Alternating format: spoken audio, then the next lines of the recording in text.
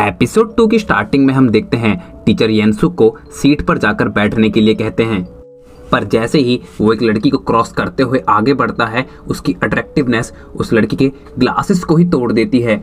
येनसुक धीरे धीरे आगे बढ़ रहा था, पर सभी लोग बस उसी के बारे में बात कर रहे थे, जिससे वो काफी ज्यादा नर्वस हो गया था। उसे याद आता है जब वो पहली बार अपने पुराने स्कूल में गया था, तब उसका एक्सपीरियंस कितना खराब रहा था। पहले ही दिन में उसे एक लड़की ने बहुत बुली किया था। येनसुक जैसे ही अपनी सीट पर बैठकर अपना सर घुमाता है, उसे वहां पर जिनस्योंग दिखाई देता है, जिससे वो काफी ज्यादा घबरा जाता है। वो जैसे ही अपना सर दूसरी तरफ घुमाता है, उसे वहां पर मिजिन दिखाई देती है। वो कहता है, मैं तो बुरी तरह फंस चुका हूँ। कि तभी जिनस्योंग कहता है, हाय, मेरा नाम ली जिनस्योंग है। येनसुक कहता है, हाय, मेरा नाम पार्क येनसुक है। वो अपने मन में कहता है, ओ थैंक गॉड, इसने मुझे पहचाना नहीं। तभी एक लड़की काफी ज्यादा तैयार होकर येनसुक के पास आती है। वो कहती है, हाय, मेरा नाम हन्यूला है, तुमसे मिलकर बहुत अच्छा लगा। येनसुक कहता है, मुझे भी। वो उसके साथ फ्लर्ट करते हुए कहती है, तुम्हारे चेहरे पर कुछ लगा हुआ है। येनसुक कहता है, क्या लगा हुआ है? हनुला कहती है, हैंडसमनेस। कि तभी जिनस्योंग कहता है, अपनी ये हरकतें बंद करो, ये मुझे इरिटेट कर रही हैं।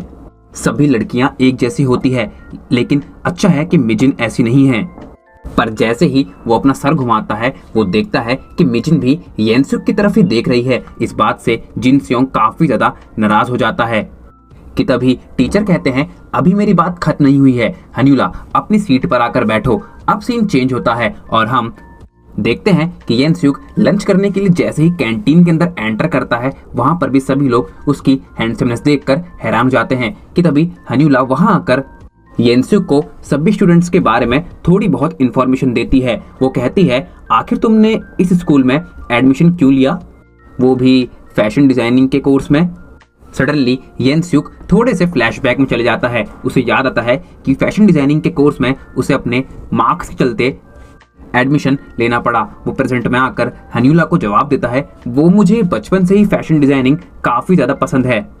येनसुक खाना लेने के लिए आगे बढ़ जाता है। हन्यूला उसके पास जाकर पूछती है, आखिर तुम्हें हमारा स्कूल कैसा लगा? येनसुक बोलता है, मुझे ये स्कूल काफी पसंद आया, क्योंकि मुझे यहाँ किसी और के चलते खाना खाने के लिए वेट नहीं करना पड़ता। उसे अपनी कही हुई ये बात थोड़ी सी वियर्ड लगती है, इसलिए वो चुपचाप वहां से निकल जाता है। अब फ्रेम चेंज होता है और हम देखते हैं येनसुक क्लास में बैठा हुआ था, लेकिन उसे वहां पर काफी ज्यादा नींद आ रही थी।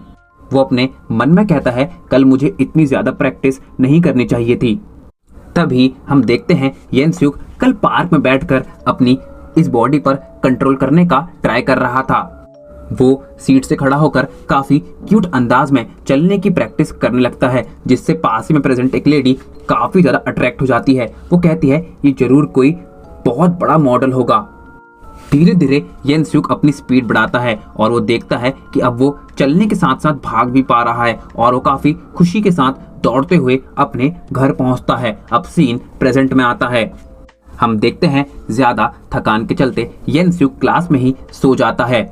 उसकी इस बॉडी के सोने के चलते घर में प्रेजेंट बॉडी नींद से जाग जाती है। येनसुक जैसे ही अपने घर पर जागता है, वो काफी ज्यादा परेशान हो जाता है और फिर से सोने की कोशिश करने लगता है, लेकिन काफी लंबे समय से सोने के चलते उसकी आंख नहीं लग पा रही थी। वो अपना बेस्ट दे रहा था, लेकिन फिर भी उसे नींद नहीं आ रही थी। तभी फ्रेम चेंज होता है और हम देखते हैं हन्यूला येनसुक को डराते हुए उसे नींद से जगा देती है, जिससे येनसुक थोड़ा सा घबरा जाता है और वो हन्यूला को भी थोड़ा सा सरप्राइज कर देता है। वो कहती है, आई एम सॉरी, लेकिन क्लास कब की एंड हो चुकी थी और तुम अब तक सो रहे थे, इसलिए मैंने तुम्हें उठा दिया। लेकिन येनसुक उसे इस गेस्चर के लिए काफी प्यार से थैंक्स बोलता है और हन्यूला भी उसकी इस बात से ब्लश करने लगती है। अब सीन चेंज होता है और हम देखते हैं येनसुक घर जाते हुए एक स्टोर के बाहर पढ़ता है कि वहां पर नाइट शिफ्ट के लिए एक वर्कर की जरूरत है, इसलिए वो अंदर जाकर पार्ट टाइम जॉब के रिलेटेड इंक्वायरी करता है। लेकिन जैसे ही स्टोर ओनर उसे देखते हैं, वो भी पूरी तरह हैरान हो जाते हैं। वो मन में सोचने लगते हैं, ये तो एक जैकपॉट है, अगर मेरी दुकान पर ये काम करेगा तो काफी सारी लड़कियां आएंगी और लड़कियां आएंगी तो काफी सारा पैसा भी आएगा। वो येनसुक के पास जाकर कहते हैं, क्या तुम आज ही से काम शुरू कर सकते हो? आज रात से ही काम शुरू करना कैसा रहेगा? तुम कितना पे चाहते हो बताओ, मैं मैच करने की पूरी कोशिश करूंगा। कि तभी येनसुक कहता है, ये जॉब मेरे लिए नहीं, मैं अपने दोस्त के लिए मांगने आया हूँ। एंड येनसुक जैसे ही अपनी दूसरी बॉडी में उस दुकान पर जॉब मांगने के लिए आता है, वो देखता है स्टोर ओनर का बिहेवियर तो पूरी तरह चेंज हो चुका है। वो कहते हैं, तो अच्छा वो हैंडसम लड़का तुम्हारा दोस्त है, लेकिन मुझे माफ करना, मैं ये जॉब एक हाई स्कूल स्टूडेंट को नहीं दे सकता। येनसुक कहता है, पर आपने मेरे दोस्त से कहा था कि मैं ये जॉब कर सकता हूँ। स्टोर ओनर कहते हैं, यहाँ पर लोग तरह तरह का सामान लेने आते हैं और एक हाई स्कूल स्टूडेंट को इसके रिगार्डिंग क्या ही इंफॉर्मेशन होगी, जैसे कि सिगरेट्स। लेकिन येनसुक लगातार वहां प्रेजेंट सभी सिगरेट्स के नाम स्टोर ओनर को बता देता है, क्योंकि उसके पुराने स्कूल में उसके बुलीज कंटिन्यूसली उससे ये सिगरेट्स मंगवाया करते थे। स्टोर ओनर कहते हैं, अच्छा ठीक है, तुम ये जॉब कर सकते हो। और वो येनसुक को स्टोर सौंप कर वहां से चले जाते हैं। अब हमारा येनसुक काउंटर पर प्रेजेंट था। वो कहता है, काम तो मैं सेम ही करने वाला हूँ, पर पे इतना डिफरेंट क्यों मिल रहा है? इसी बीच येनसुक अपने फर्स्ट कस्टमर को भी अटेंड करता है। वो एक पेपर पर नोट करने लगता है कि अब तक मुझे अपनी उस बॉडी के बारे में कितनी इंफॉर्मेशन मिल पाई है। वो नोट करता है कि जब मैं अपनी एक बॉडी में सोता हूँ तब दूसरी बॉडी में जाग जाता हूँ। मैं खुद से नहीं उठ सकता, लेकिन किसी दूसरे के उठाने पर मैं जाग जाऊंगा। मुझे अभी भी भूख लग रही है, क्योंकि अब मेरे पास 2 बॉडीज हैं, इसलिए मुझे भूख भी ज्यादा लग रही है। कि तभी स्टोर में 3 काफी अजीब से लड़के एंटर करते हैं। उनमें से एक आकर येनसुक से सिगरेट मांगता है। येनसुक घबराते हुए उससे आईडी मांगता है, पर वो लड़का किसी दूसरे की ही आईडी येनसुक को दिखाने लगता है, इसलिए वो सिगरेट देने से मना कर देता है और वो येनसुक के ऊपर ही चिल्लाने लगता है। वो उसे समझाने की कोशिश करता है कि अगर पता चल गया कि मैंने तुम्हें सिगरेट दी है, वो भी बिना आईडी के, तो मुझे इस जॉब से निकाल दिया जाएगा। कि तभी वहां पर जिनस्योंग एंट्री मारता है। वो कुछ कह रहा था कि तभी उसकी नजर येनसुक के ऊपर पड़ जाती है। उसे याद आता है कि ये तो वही लड़का है जिसे मैंने उस दिन मारा था। वो कहता है, ओह तुम, और वो उस दुकान से काफी सारा सामान लेकर येनसुक के पास काउंटर पर पहुंच जाता है। वो कहता है, उस दिन जो भी हुआ मैं तुम्हें उसके लिए माफ कर दूंगा, अगर तुम इन सभी चीजों के लिए पे कर दो। मैं उम्मीद करता हूँ कि तुम भी मुझसे माफी मांगना चाहते हो। वो ये सब कह ही रहा था कि तभी उसकी नजर येनसुक की नेम प्लेट पर पड़ जाती है। वो देखता है कि इस बॉडी में भी इस पर्सन का नाम पार्क येनसुक है और वो बहुत ज्यादा गुस्सा हो जाता है। वो कहता है, अच्छा तो तुम्हारा नाम भी वही है, तुम दोनों में कुछ भी कॉमन नहीं है, लेकिन तुमने भी एक गलती की थी, तुमने मिजिन को धक्का दिया था। और वो सारा सामान फेंकते हुए कंटिन्यूसली येनसुक को मारने लगता है। वहां खड़े 3 लड़के उससे पूछ रहे थे कि आखिर वो क्यों मार रहा है, लेकिन जिनस्योंग बिल्कुल भी नहीं रुकता और वो येनसुक को काफी बुरी तरह मारता है। येनसुक की पिटाई करने के बाद वो सभी उसकी एक बिना पैंट के फोटो भी ले लेते हैं, ताकि वो पुलिस के पास जाकर भी कंप्लेंट ना कर सके। वो कहते हैं, पुलिस के पास जाने की हिम्मत भी मत करना, अगर तुमने ऐसा किया तो हम तुम्हारी इस फोटो को इंटरनेट पर वायरल कर देंगे।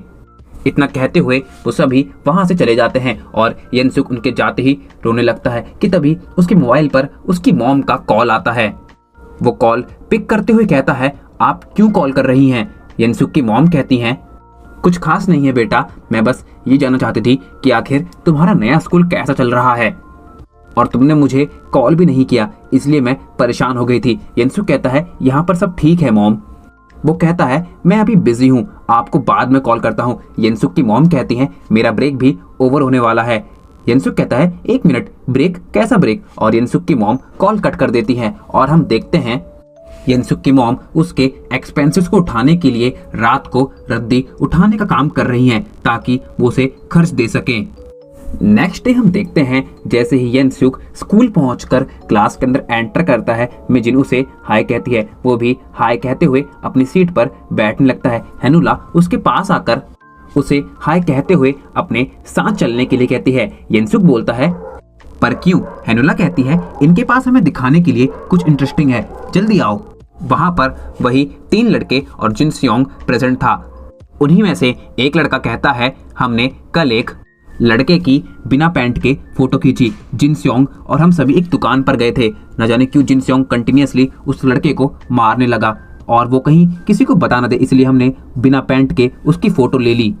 वो सभी जिन स्योंग की तारीफ करते हुए कहते हैं हम तो उसका पंच देख भी नहीं पाए थे। जिन स्योंग शैंडी मारते हुए कहता है ये एक बॉक्सर के लिए कोई बड़ी बात नहीं है। अब वो सभी येनसुक के पेरेंट्स का मजाक बनाने लगते हैं। वो कहते हैं क्या उस पिग के पेरेंट्स भी उसी की तरह होंगे? वो कहते हैं हाँ क्यों नहीं, उन्होंने इस पिग को पैदा किया है तो वो भी इसी की तरह मोटे होंगे। क्या इसकी मॉम भी इसकी तरह भद्दी होंगी? ये सब सुनकर येनसुक को ऑब्वियसली बहुत ज्यादा गुस्सा आ जाता है। वो कहता है तुम्हें उसके पेरेंट्स का इस तरह मजाक नहीं बनाना चाहिए।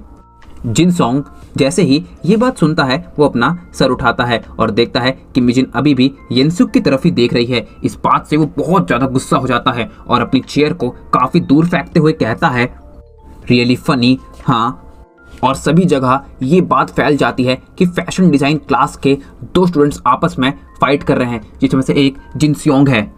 वो कहता है लगता है तुम मेरे साथ फाइट करना चाहते हो। येनसुक कहता है मैं तुम्हारे साथ फाइट नहीं करना चाहता। सब बस उन्हीं की तरफ देख रहे थे। मिजिन उनके पास आकर उन्हें रोकने की कोशिश करती है, लेकिन एक बार जैसे ही फिर वो उसकी तरफ देखता है, हल्की सी नजरें मिजिन की अभी भी येनसुक की तरफ ही थी और इस बात से इस बार तो वो बिल्कुल ही आग बबूला हो जाता है और वो येनसुक को पंच करने के लिए आगे बढ़ने लगता है कि तभी वहां पर एक लड़का आकर उसका हाथ पकड़ लेता है। जिन स्योंग कहता है हैंग जे यूल हमारे मैटर से दूर रहो। वो अपना हाथ छुड़ाते हुए तेजी के साथ येनसुक की तरफ अपना पंच बढ़ाने लगता है, लेकिन अब उसे ये पंच दिखाई दे रहा था क्योंकि उसने बचपन से ही अपने बुलीज से इस पंच से काफी ज्यादा मार खाई है। अब तक उसकी बॉडी हैवी होने के चलते इस पंच को डॉज नहीं कर पाती थी, पर अब वो इस पंच को डॉज कर लेता है। इसे देखकर सभी हैरान हो जाते हैं, साथ ही साथ जिनसुंग भी इस बात को डाइजेस्ट नहीं कर पाता। अब वो कंटिन्यूअसली एक के बाद एक येनसुक की तरफ पंचेस मारने लगता है, लेकिन वो सभी के सभी पंचेस को डॉज कर देता है। अब वो एकदम टिप पर पहुंच जाता है जहां पर बिल्कुल भी जगह नहीं थी। इस बार जैसे ही वो पंच मारता है येनसुक उसके पंच को रोक लेता है, जिसे देखकर जिन स्योंग हैरान हो जाता है। वो कहता है ये नहीं हो सकता, ये जरूर कोई प्रोफेशनल है, तभी इसने मेरा पंच रोक लिया। अंदर ही अंदर येनसुक काफी ज्यादा डरा हुआ था कि तभी उसे अपना पिटाई का इंसिडेंट याद आ जाता है। उसे अपनी बेइज्जती याद आ जाती है। जैसे ही जिन स्योंग एक और पंच मारने के लिए आगे आने लगता है, येनसुक खुद ही उसे एक पंच मारकर ढेर कर देता है और जिन स्योंग नीचे जमीन पर तड़पते हुए गिर जाता है। ये बात पूरे स्कूल में फैल जाती है और येनसुक पूरे स्कूल में लाइमलाइट में आ जाता है। हर क्लास में बस उसके ही चर्चे हो रहे थे, यहाँ तक कि स्कूल की गैंग्स भी अब उसके बारे में बात कर रही थी, क्योंकि जिन स्योंग स्कूल का काफी बड़ा फाइटर है, उसका पिट जाना इतना आसान नहीं है। अब हम देखते हैं स्कूल की एक बुली गैंग उसी के बारे में बात कर रही थी, जिनका लीडर पास को कहता है अच्छा तो ऐसा है, चलो उसे सबक सिखाते हैं। उसकी गैंग के मेंबर कहते हैं भले ही वो जिन स्योंग से बच गया, लेकिन तुम्हारे अटैक से बच पाना उसके लिए पॉसिबल नहीं है। और यहीं पर एपिसोड 2 एंड हो जाता है। तो गाइस आई होप आप सभी लोगों को ये वीडियो काफी पसंद आई है तो लाइक जरूर से करना, चैनल पे नए आए हो तो सब्सक्राइब करना। मिलते हैं नेक्स्ट वीडियो, तक के लिए गुड बाय एंड सायोनारा।